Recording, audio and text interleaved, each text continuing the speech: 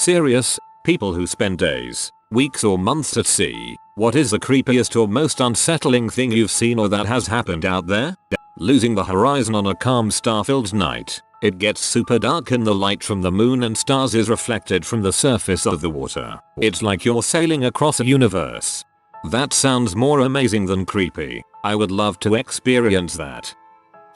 Two things. Both off of the east coast of Tasmania on a fishing trawler but on different occasions. One of the deckhands slipped and a fish pick went straight through his eye. I was on deck and remember it happening in very slow motion. It took over 12 hours for a chopper to come and lift him to hospital. I'll never forget the screaming. 2. One night on deck after pulling up the net, everyone could hear a man yelling. We couldn't quite hear exactly what they were saying but they were obviously distressed. The strange thing was that we were on deck before sunset and didn't see anyone or anything else around. We called out and searched for hours. We saw and found nothing. There were no reports of missing fishermen, ships, distress signals, etc. Scared the crap out of everyone and was a very quiet trip for the rest of the week.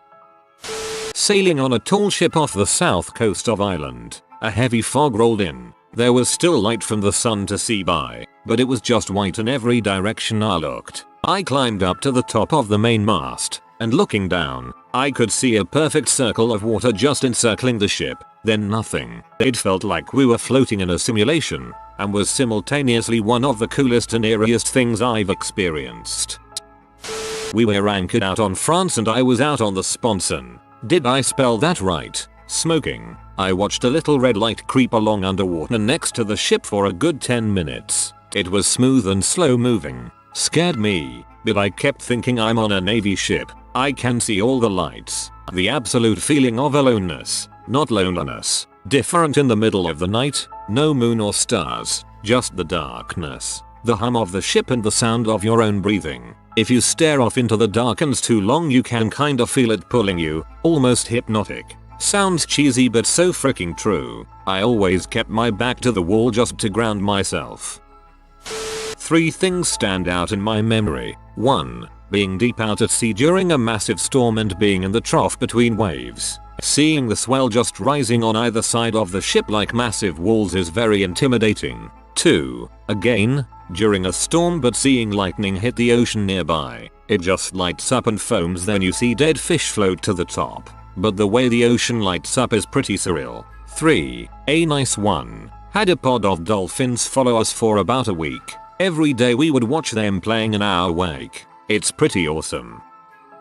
It was about 11:30 p.m. We were about 200 miles away from the nearest point of land. Saw a white flare go off. I let the officer of the watch know and gave him rough bearings. Flare was no more than 10 miles away. The officer got the captain. Captain told us to head in that direction. There was nothing in that direction according to the radar but better safe than sorry. Captain wasn't too worried as it wasn't a distress flare. Followed that path for half an hour but came across nothing so went back to our normal course. Right before the watches swapped at 0-100 hours and right before we turned back on course, heard some whistling on VHF channel 16. Normally the distress frequency, but still nothing on our radars. The captain still wasn't concerned so we left it at that. I made a log of the events and our coordinates just in case something did happen and someone was actually lost at sea but nothing was ever reported by the Coast Guard or any other vessel.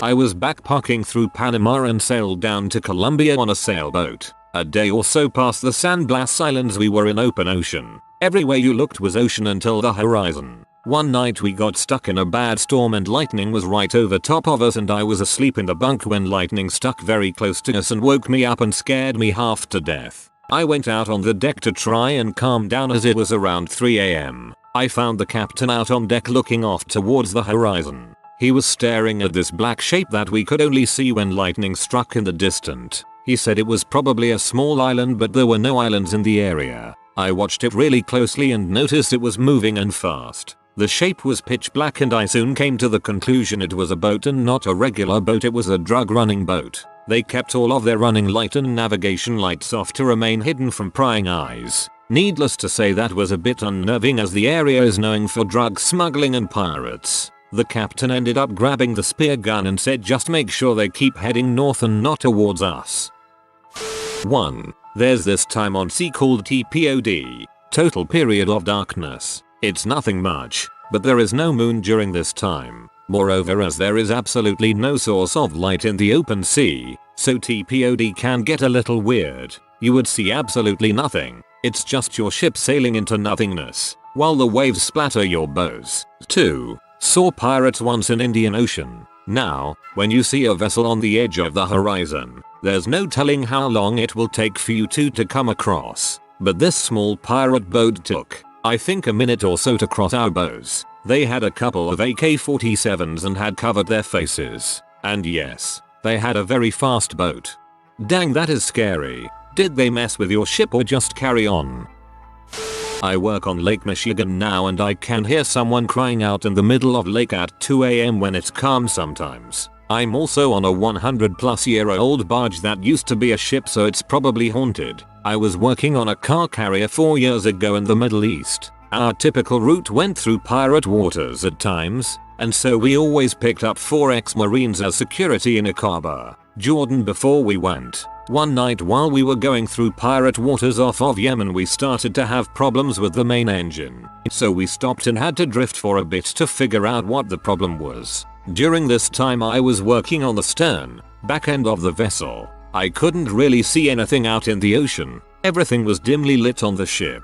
I don't know why, but I got bored and turned on the spotlight and there he was. This guy with a gun in a rusted little boat staring at me about 15 feet from the ship. I just stared back at him, kind of stunned. I was afraid if I reached for the radio to call one of the Marines he'd shoot me. The Marines had weapons. So he looked at me and I looked at him and he sort of gave me a nod as if he was telling me well played, and I gave him one back. Then he slowly rowed his boat back off into the deep pitch black night. I didn't know how many others there were, but I did call it in on the radio as soon as I lost sight of him. I still remember his face today, that deep stern concentrated look.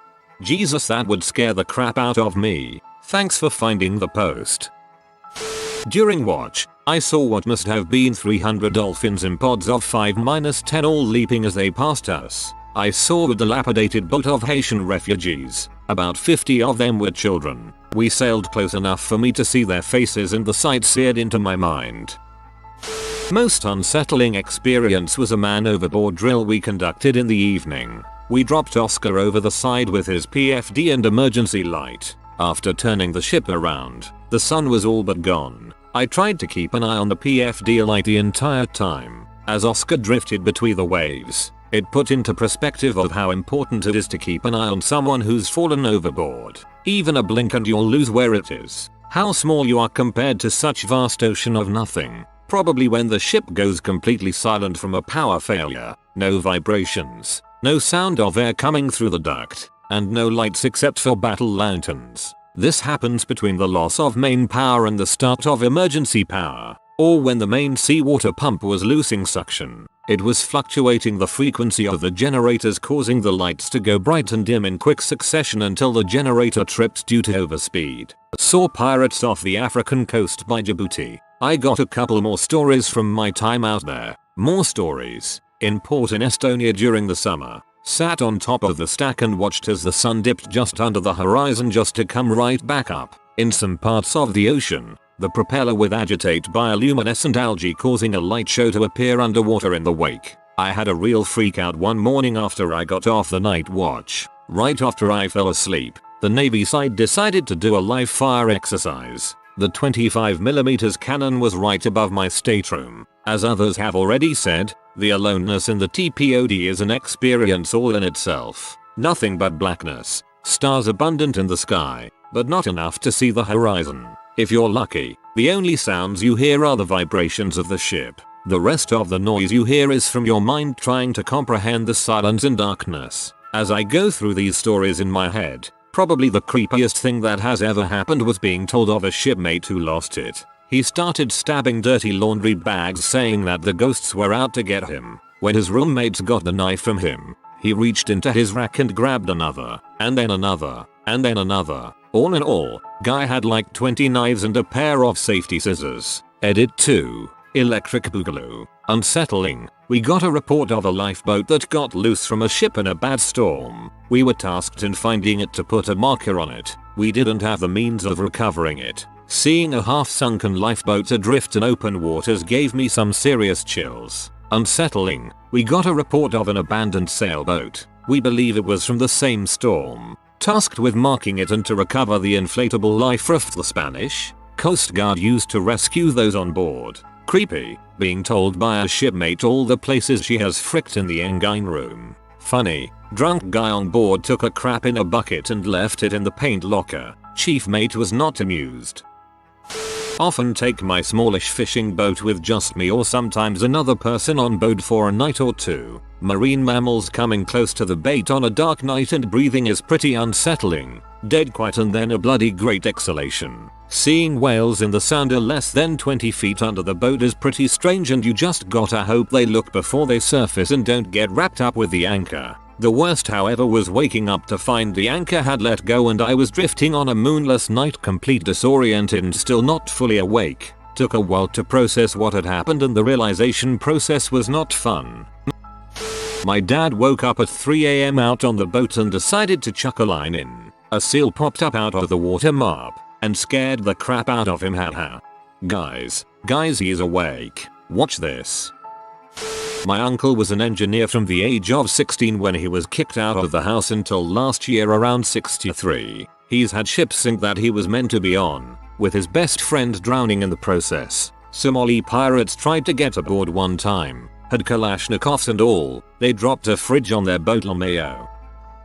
Worked on a cruise ship. We had an Oscar call, man overboard. The ship turned on a dime, almost sideways to turn around to get him. When the rescue boat tried to pull him out of the water he kept swimming away from them yelling, "Don't take me back there. You can't take me back there. I won't go with you. I'm not going to die." He had stopped taking some meds apparently and thought all the employees on board were in a cult and wanted to kill him.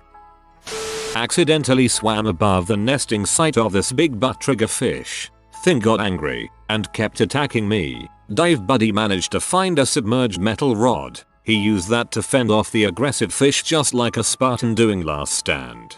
Swimming in Cuba with my dad, just on the beach kinda bit and was getting tired so I put my feet on this rock. Some blackfish with weird teeth bit my small toe and I thought I caught it on a rock. But the sucker kept trying to bite me until I swam like 10 meters away from him. It was weird that this fish, smaller than my palm, was squaring up to me from standing on his rock. When you're hundreds of miles from the nearest human and you see a Mountain Dew can float by or a whale entanglement, it's pretty upsetting. Or sitting dark and ship in complete darkness looking at the stars you've ever seen and realizing how tiny you really are. Honestly, the deja vu. There was an entire day where I became physically ill because I couldn't shake the feeling that this day was exactly like the one before it. The sound of a propeller spooling up, the smell of exhaust, someone patting me on my back, the steps I took and the thoughts I had thought. It was so strange of a feeling that I still have no idea what actually happened. You died the first time. In the South China Sea, there tends to be a lot of small fishermen boats trying to catch deep sea fish. Our aircraft carrier annihilated one. This happened in the middle of the day so you could see the debris. I heard mixed stories about whether or not the fisherman was okay in the end, but a lot of people got fucked for that. Most unsettling thing I've ever seen was actually on a relatively short trip, relatively close inland. We were on this big old catamaran of all things, just headed out on a day trip in the fall. It was a quite cool fall day, raw, grey, and rainy on the coast of New England. Actually, very rainy, but the drink seemed calm enough from shore, so about 200 landlubbers who don't normally do any boating cram onto the boat. You've got about 3 levels inside, with a deck on the first, then another topside above, and this thing normally whips at about 30 knots. Anyways, we get out there a bit, and it gets rougher than it looked. The boat's getting tossed around some. I'm running around the deck and topside getting positively soaked by some of the heaviest rain I've been outside in. Then I go inside. It was like what I imagine the fricking plague was like in the 1300s. I mean, it looked like a scene out of some post-apocalypse movie where everyone got Ebola or something. Just dozens and dozens of people, all close to each other, not enough buckets, all at various stages of puking or having just puked. Freaking vomit was everywhere. The stench was totally unbearable. People were just hawking up bile by near the end of it. The higher floors were no better. I went topside and dealt with the driving rain and getting tossed around just to avoid the plague. It was probably the second closest to hypothermia I've ever gotten. I was frozen to the bone getting off that freaking boat, and I didn't eat all day because the puke party was so gross. I'm lurking in this thread way after the fact, but I hope you know I am inconsolably cackling at the term hawking up bile to the point of tears. Thank you for the laugh. An intruder alert over the 1MC, 600 miles off the coast of Japan. We were all trying to figure out how stupid an intruder would have to be to board an aircraft carrier at sea, 600 nm from the nearest land, and B, was I going to have to repel borders in this day and age? Where's my cutlass? Where are the carronades? Then, 7 minutes later, the announcement came, this is a drill. Repeat, this is a drill. Dang, I would have the same thought process as you. Anyone trying to board an aircraft carrier is either stupid or extremely dangerous. Mildly NSW. A story I heard from when I was in the Navy, but a couple of years ago on a ship there was a male creeping around jerking off guys while they slept. Someone thought they were having a wet dream and woke up to the guy giving him a handy, but the creep ran away before he was caught. They called him the Rack, slang for bed, Jack Bandit, and to this day his identity remains unknown. Here's a positive one. Someone else mentioned the total period of darkness. However, if you are in an area with plenty of stars, this period is one of the most beautiful natural phenomena you can find. Combine this with totally still seas, and the reflection makes it appear like the boat is traveling through space. A transcendent experience. The best view of the stars I ever got was crossing the English Channel as a kid. I really want to see them from further out to sea, but I've got more qualifications to get before that happens. Next best thing has been the stars from the mountains in Snowdonia. Such a beautiful place.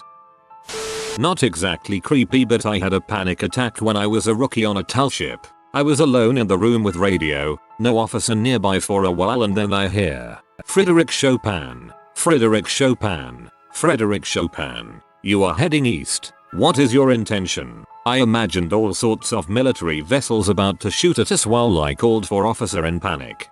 I feel like drinking and whoring would be my answer. Sure, I would get in deep crap, but I think it would be worth it.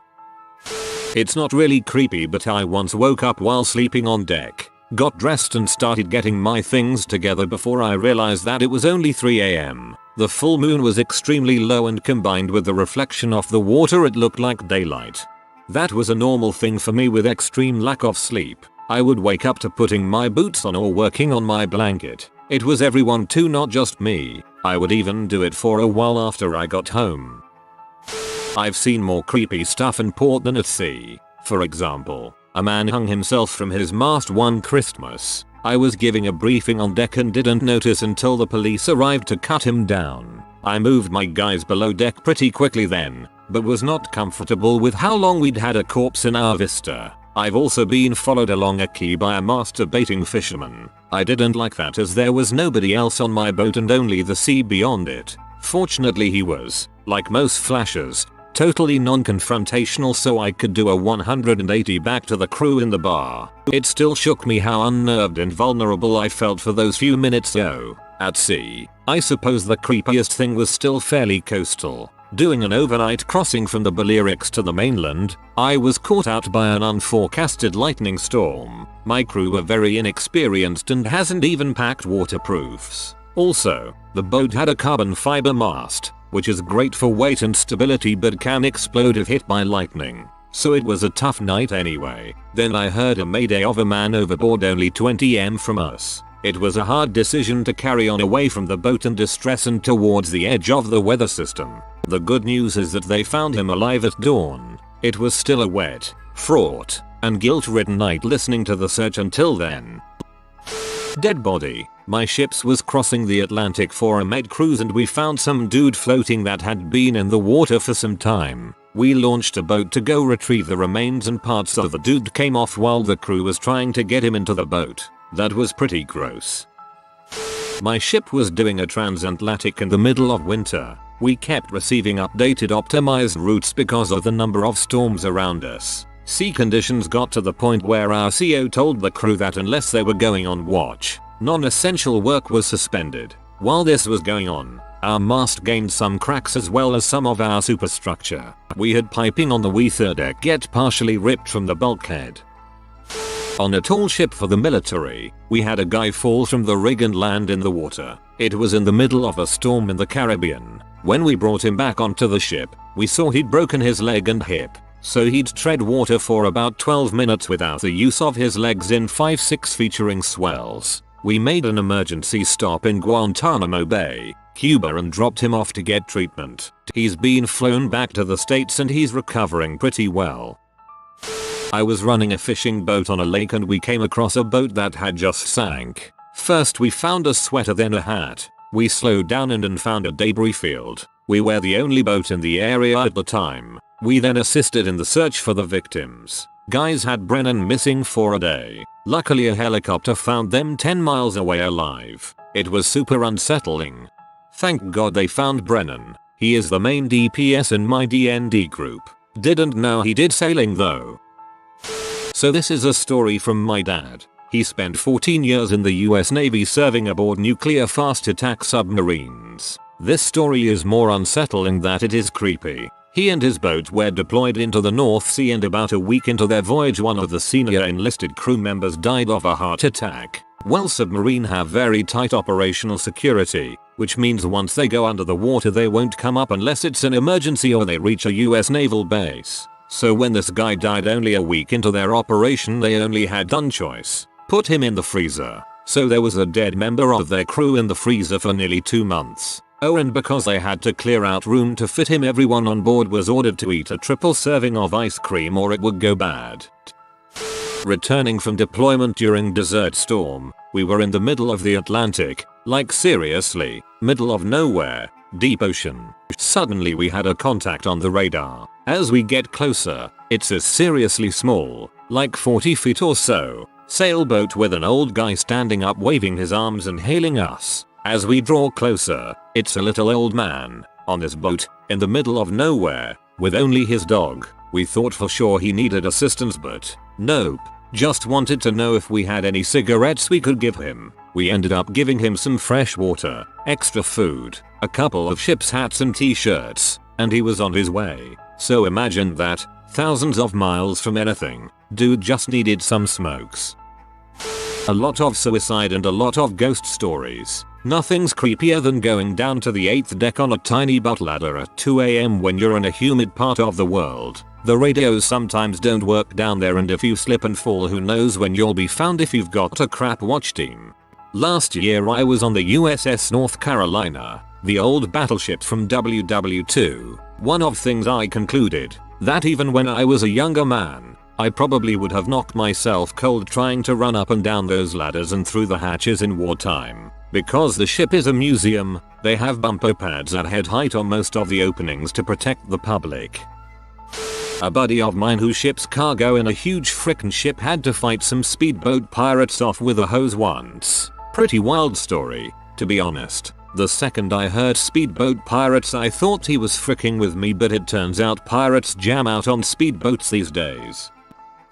I used to work on a Class C freighter. I vividly remember standing out by the bow of the ship on a cloudless summer night. We witnessed a light in the sky that was similar to a plane but moving at a much higher speed. It didn't twinkle in the same way as some of the satellites we had often observed. Suddenly, this speeding object took a sharp 90 degrees turn before vanishing into the night. If you are new to the channel, you can subscribe. I publish new videos every day. Until then, check another video.